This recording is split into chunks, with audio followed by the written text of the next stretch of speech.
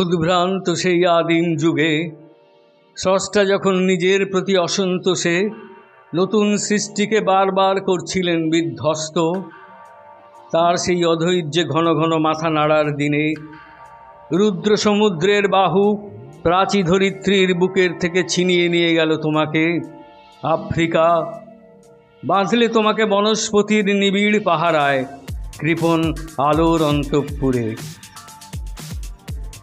সেখানে নিভৃত অবকাশে তুমি সংগ্রহ করছিলে দুর্গমের রহস্য, চিনছিলে জল স্থল আকাশের দুর্বোধ সংকেত। প্রকৃতির দৃষ্টি অতীত জাদু মন্ত্র জাগাচ্ছিল তোমার চেতনাতীত মনে।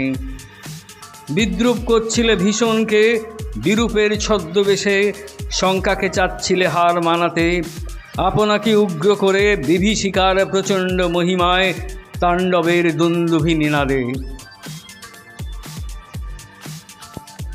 হায় ছায়াবৃতা, কালো ঘোমটার নিচে অপরিচিত ছিল তোমার মানব রূপ উপেক্ষার আবিল দৃষ্টিতে।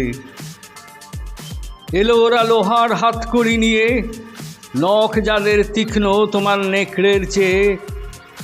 এলো মানুষ ধরার দল, গর্বে যারা অন্ধ তোমার সূর্যহারা অরণ্যের চেয়ে।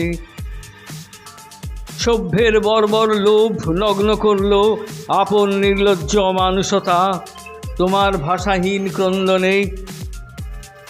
বাষ্পাকুল অরণ্য পথে পঙ্কিল হলো ধূলি তোমার রক্তে অশ্রুতে মিশে। দস্যু পায়ের কাঁটামারা জুতোর তলায় বিভৎস কাদার পিণ্ড চিরচিহ্ন দিয়ে গেল তোমার অপমানিত ইতিহাসে।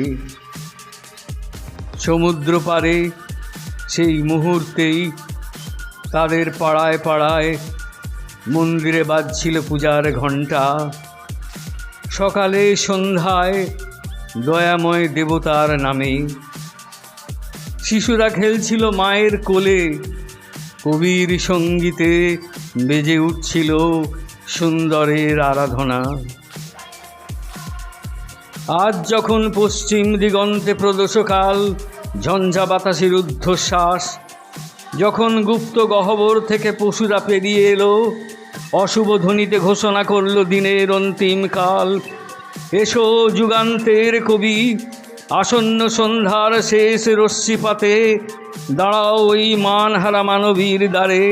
বলো ক্ষমা করো, হিংস্র প্রলাপের মধ্যে সেই হোক তোমার সভ্যতার শেষ পুণ্যবাণী।